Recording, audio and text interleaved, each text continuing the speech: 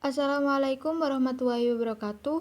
Saya Fanil Faiza dari kelas 11 MIPA 2 absen 13 akan menjelaskan mengenai peristiwa sekitar proklamasi.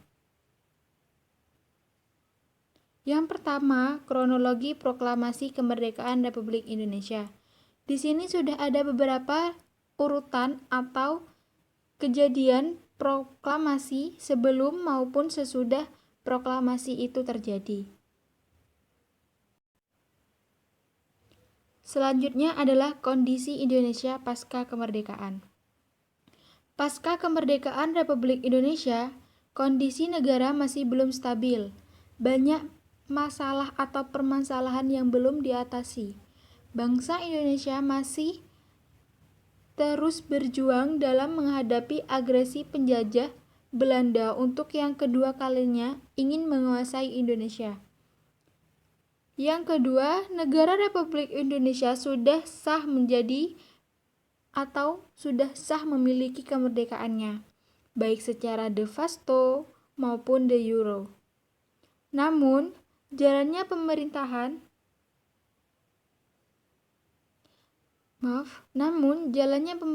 masih terbilang belum stabil. Pancasila sebagai dasar negara dan sistem liberal atau demokrasi parlementer terdiri dari para menteri yang duduk dalam kabinet, dipimpin oleh seorang menteri dan bertanggung jawab kepada parlemen atau DPR, bukan kepada presiden. Presiden dalam kedudukannya tidak bisa diganggu-gugat, namun bisa dijatuhkan parlemen. Sebaliknya, sewaktu-waktu parlemen juga bisa dibubarkan presiden. Yang kedua adalah peristiwa penting di era baru atau era Orde Baru. Orde Baru merupakan era pemerintahan yang berada di kepemimpinan Presiden Soeharto.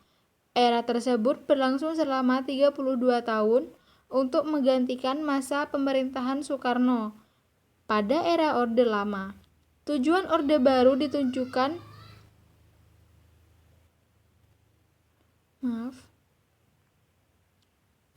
Orde Baru dibentuk yaitu untuk menata kembali kehidupan bermasyarakat, berbangsa, dan bernegara.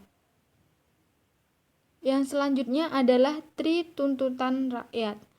Tri Tuntutan Rakyat atau dalam kata lain, sikap pemerintah yang dinilai tidak tegas terhadap PKI karena telah melakukan pengkhianatan terhadap negara menjadi salah satu pemicu timbulnya Tri Tuntutan Rakyat atau Tritura. Selain itu, melemahnya ekonomi rakyat semakin mendorong kesatuan Aksi Mahasiswa Indonesia atau KMI dan Kesatuan Aksi Pemuda Pembelajar Indonesia atau KAPPI pada tanggal 10 Januari 1966 membuat aksi 3 tuntutan hati nurani rakyat yang dikenal Tritura tersebut. Isi tuntunan tersebut yaitu pembubaran PKI, pembersihan kabinet dari unsur-unsur G30S atau PKI, dan penurunan harga dan perbaikan ekonomi. Yang selanjutnya adalah Supersemar.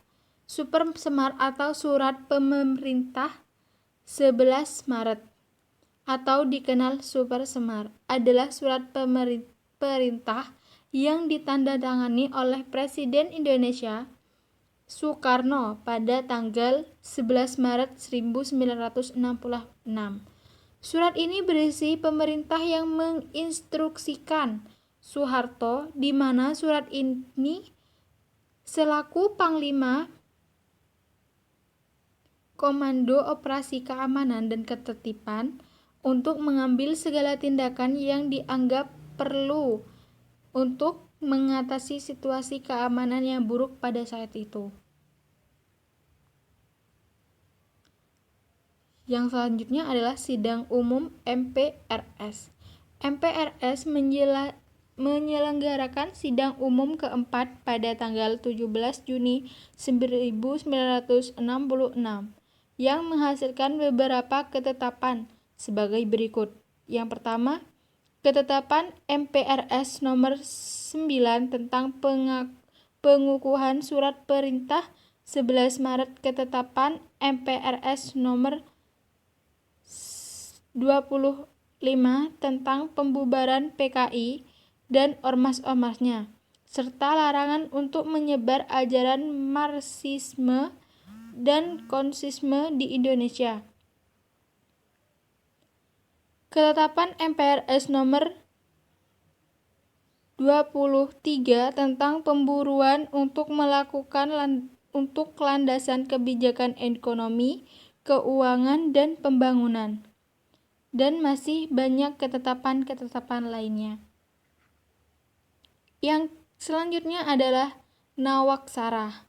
Nawaksara merupakan pidato pertanggungjawaban Presiden Soekarno pada Sidang Umum MPRS 1966 atas pemberontakan G30S PKI serta kemerosotan ekonomi dan moral bangsa pada 22 Juni 1966, Presiden Soekarno menyampaikan amanat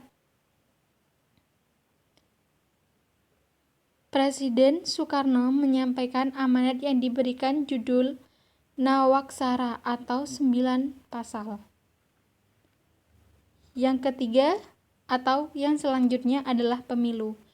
Pemilu pada 3 Juli 1971 menjadi pemilu pertama atau pemilihan umum pertama yang terjadi di Indonesia pada masa Orde Baru. Pemilu tersebut diikuti 10 partai politik. Partai tersebut diantaranya NU, PKRI, Parkindo, Murba, PNI, Golkar, dan PKI. Golkar menjadi partai pemenang pemilu pertama di Orde Baru.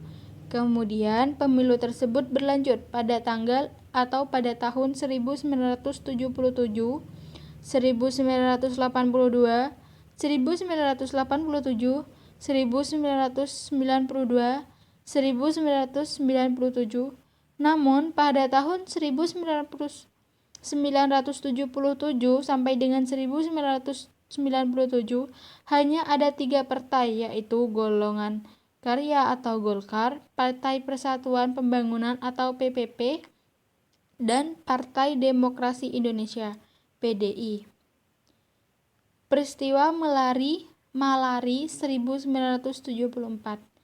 Malapetaka 15 Januari atau Malari terjadi pada tanggal 15 Januari 1974 di masa Orde Baru. Berawal dari gerakan demonstrasi mahasiswa yang berkembang menjadi peristiwa kerusuhan sosial, demokrasi tersebut menyuarakan kritik mengenai kebijakan ekonomi pemerintah Presiden Soeharto yang dianggap terlalu berpihak kepada investor asing. Saya rasa cukup sampai di sini. Sekian dari saya. Apabila ada kesalahan, saya mohon maaf. Wassalamualaikum warahmatullahi wabarakatuh.